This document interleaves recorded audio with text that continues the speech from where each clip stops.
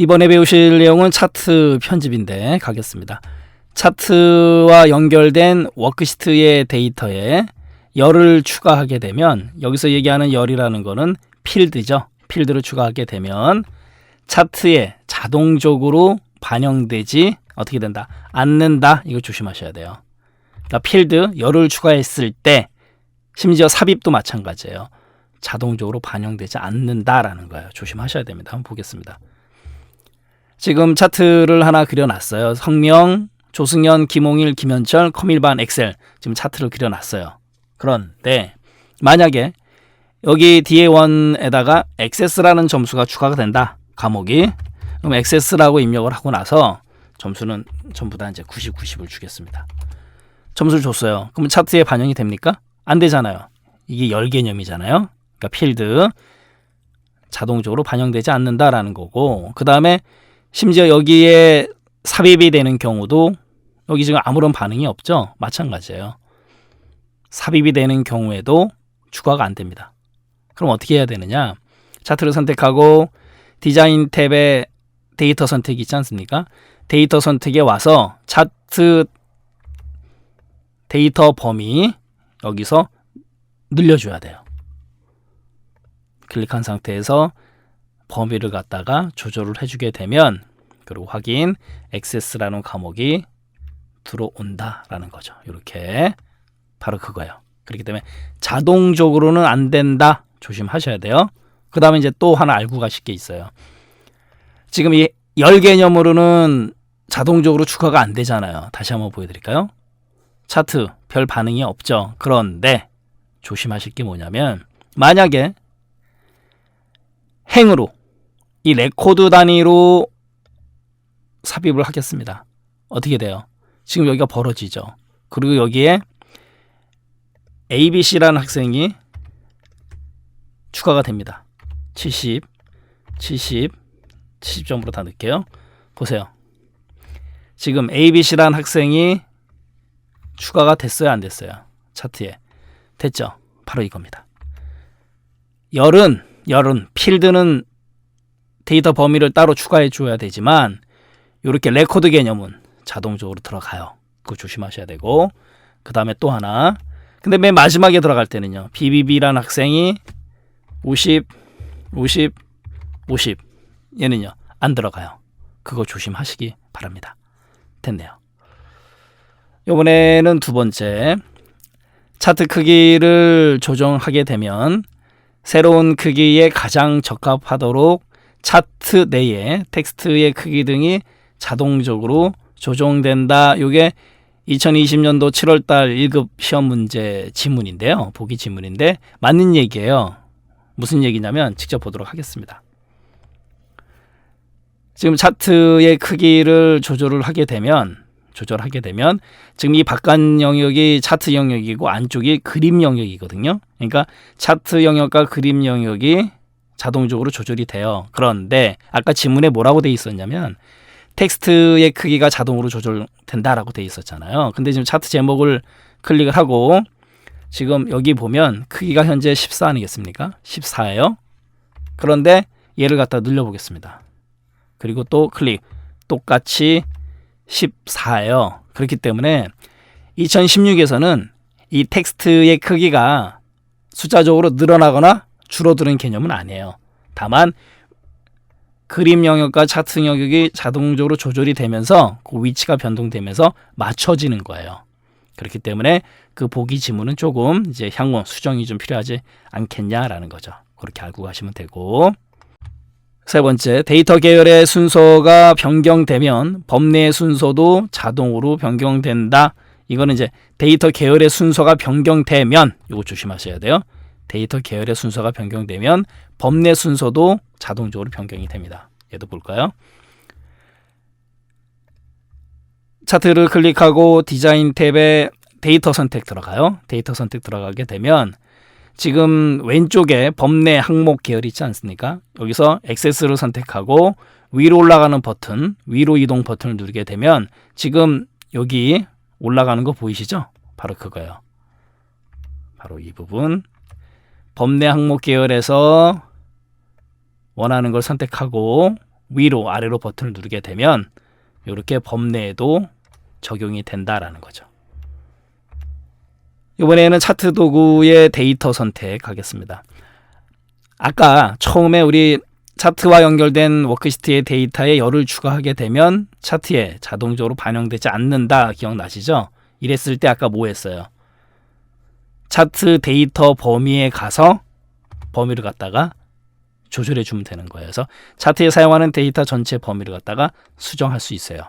여기서 수정해 주면 반영이 되는 거예요. 방금 전에 본 것처럼 행렬 전환을 클릭해서 가로 항목 축의 데이터 계열과 범내 항목을 바꿀 수 있다라는 거죠.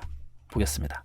디자인 탭의 데이터 선택을 누르고 난 다음에 여기 행렬 전환이 있지 않습니까?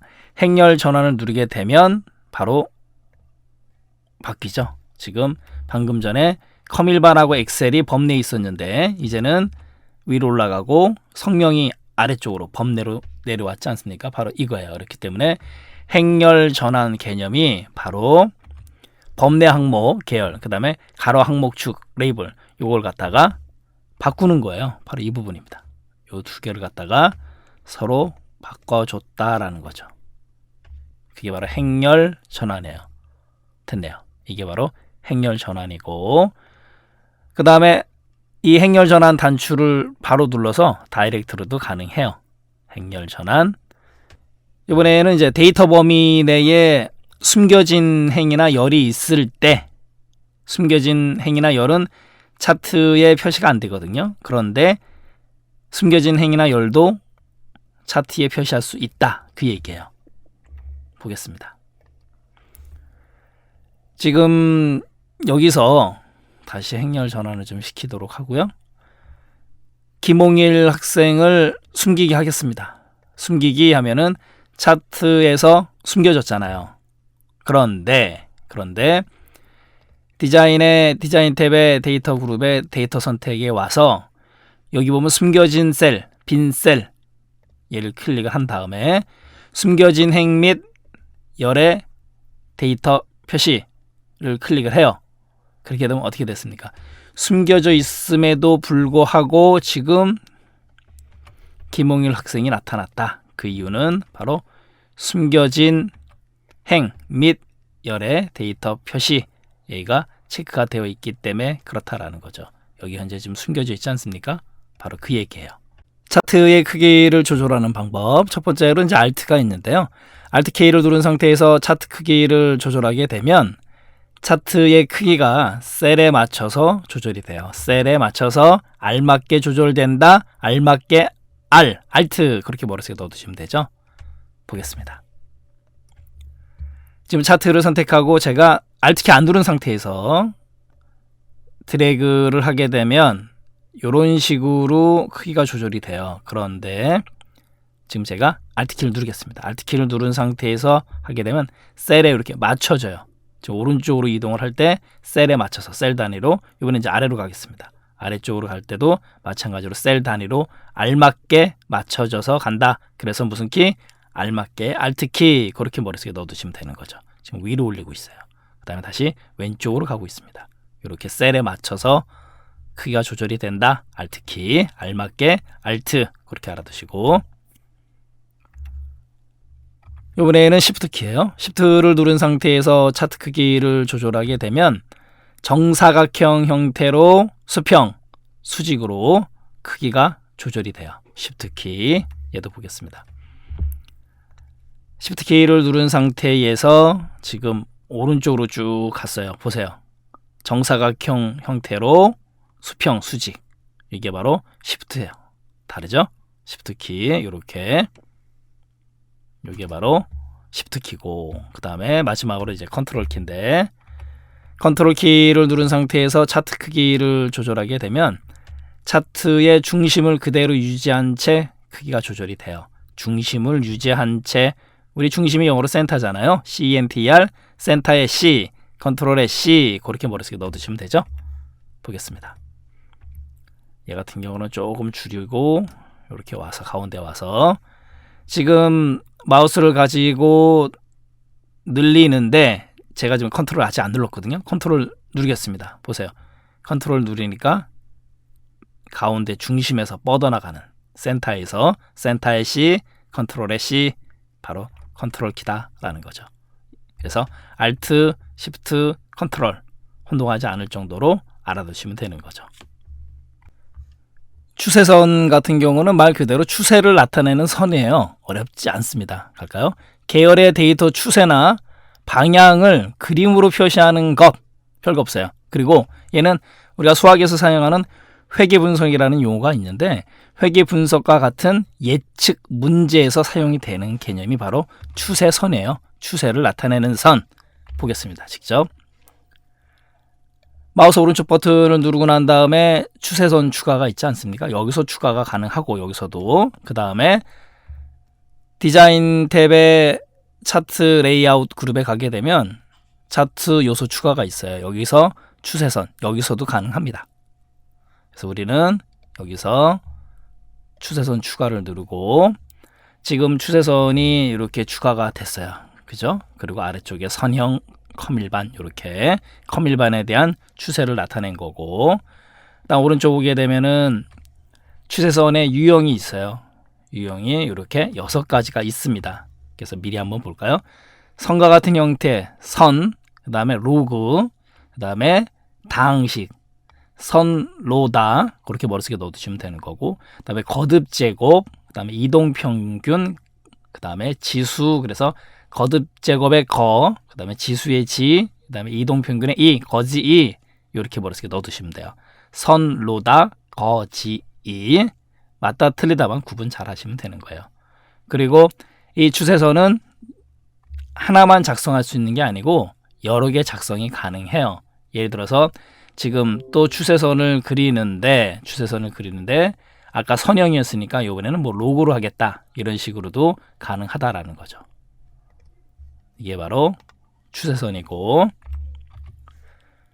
그 다음에 추세선이 되는 경우가 있고 안 되는 경우가 있거든요. 안 되는 경우 먼저 보겠습니다. 안 되는 경우는 뭐냐면 누적 형태, 누적 2차원 영역 추세선 그릴 수 없어요. 그리고 또 안 되는 경우가 뭐냐면 3차원 개념 3차원 효과의 영역형, 원형, 도넛, 그 다음에 방사, 표면, 원통, 그 다음에 원뿔, 피라미드 다 3차원 개념이잖아요. 여기에는 추가할 수 없다. 요거 시험 문제 잘 나와요.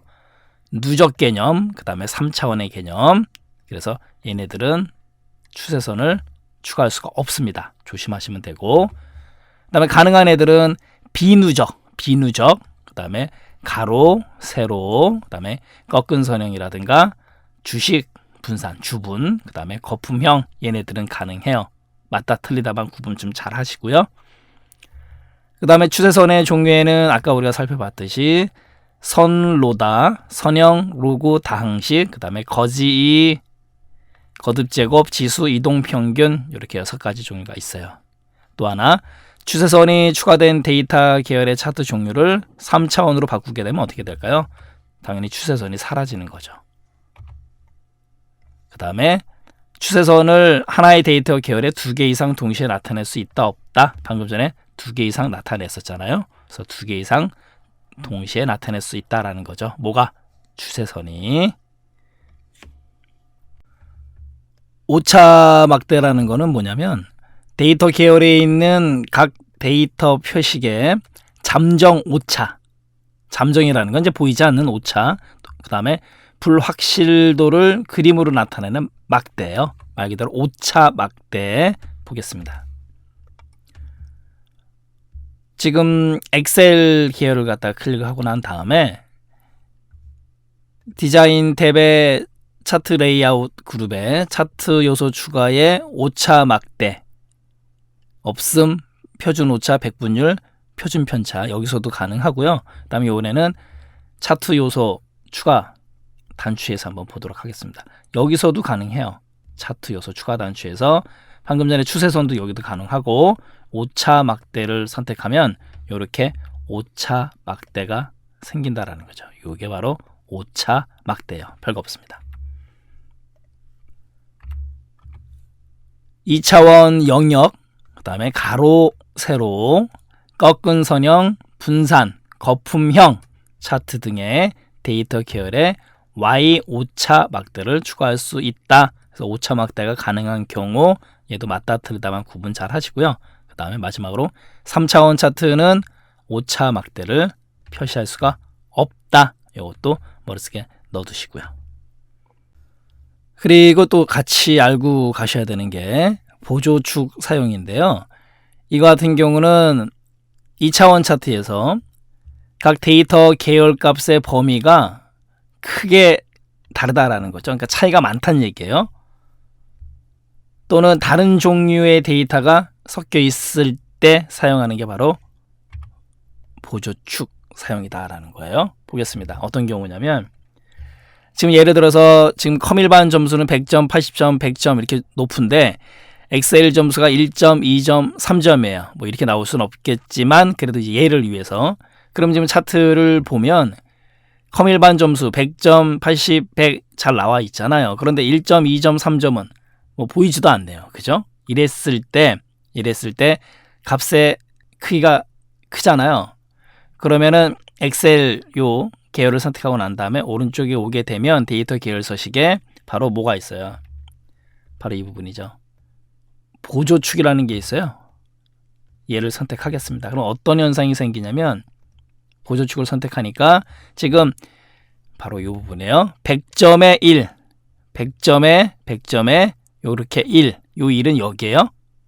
그 다음에 80에 2점, 80점에 2점 여기까지. 그 다음에 100점에 3점, 총 100점에 3점 요렇게 나타내 주는 게 바로 무슨 효과다? 보조축이다 라는 거예요. 이것도 알고 가시면 돼요. 데이터 값 차이가 굉장히 클 때 또는 다른 계열의 성격을 갖고 있는 데이터를 갖다가 차트를 그릴 때 이런 식으로 축이 하나가 더 생긴다. 그래서 뭐라고 한다? 보조축이라고 하는 것 뿐이에요. 이번에는 차트만 용지 전체에 인쇄하는 방법이 있어요.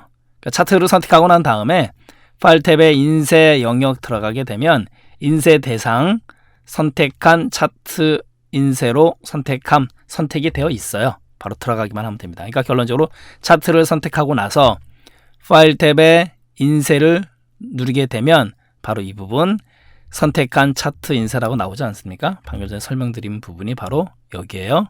이렇게 되면 지금 차트만 인쇄 된다라는 거죠. 결론적으로 차트를 선택하고 들어가면 된다라는 거죠. 이번에는 차트 서식 파일이라는 게 있는데 말 그대로 차트를 서식 파일로 저장하는 것 뿐이에요. 그래서 작성된 차트의 서식, 레이아웃을 나중에 만들 차트에 적용시킬 수 있는 서식 파일이다. 조심하실 건 확장자는 CRTX예요. CRTX 차트 서식 파일 CRTX 맞다 틀다 구분 잘 하셔야 되겠죠. 지금 차트에서 마우스 오른쪽 버튼을 누르게 되면 서식 파일로 저장이라는 게 있어요. 서식 파일로 저장을 클릭을 하게 되면 이 차트를 서식 파일로 저장을 하는 겁니다. 그래 놓고 확장자는 아까 CRTX 기억나시죠? 차트 서식 파일 CRTX 그래서 차트 1.crtx로 여기에 저장을 하는 거고 그 다음에 사용자의 유저의 앱 데이터의 로밍의 마이크로소프트의 템플릿 차트 요 경로에 여기에 저장이 되는 거예요. 저장을 누르고 누르고 나서 그 다음에 삽입의 차트 대화 상자 들어가게 되면 바로 여기 서식 파일 있지 않습니까? 바로 서식 파일이에요. 그리고 서식 파일 관리가 있어요. 맨 밑에 이 서식 파일 관리를 누르게 되면 아까 우리가 저장했던 그 폴더가 나타나요. 바로 이겁니다. 방금 전에 저장했던 차트1.crtx 그게 바로 서식 파일이다 라는 거죠. 차트에서 마우스 오른쪽 버튼 눌러서 서식 파일로 저장이다 라는 거 조심하시고 그 다음에 추세선 삭제 딜리트 눌러서 삭제하시면 돼요. 추세선 선택한 다음에 딜리트를 누르거나 또는 바로가기 메뉴에서 삭제를 선택하게 되면 추세선이 삭제가 된다라는 거죠. 시험 문제에서의 오답 지문 가겠습니다. 차트에 적용된 원본 데이터의 행이나 열을 숨겨도 차트에는 반영되지 않는다. 행이나 열 숨기면 차트에 반영이 돼요, 안 돼요? 되잖아요. 그래서 않는다 이러면 틀린다라는 거죠. 그래서 원본 데이터의 행이나 열을 숨기면 차트에 반영이 된다. 이렇게 쏙 머릿속에 넣어두셔야 되는 거고, 그리고 이번에는 범내에서 표시되는 데이터의 계열 순서를 바꿀 수 있죠. 데이터 선택 들어가서, 그래서 범내에서 표시되는 데이터 계열의 순서를 갖다가 바꿀 수 있다. 이렇게 머릿속에 넣어두시면 되죠. 네, 차트 편집 마치도록 하겠습니다.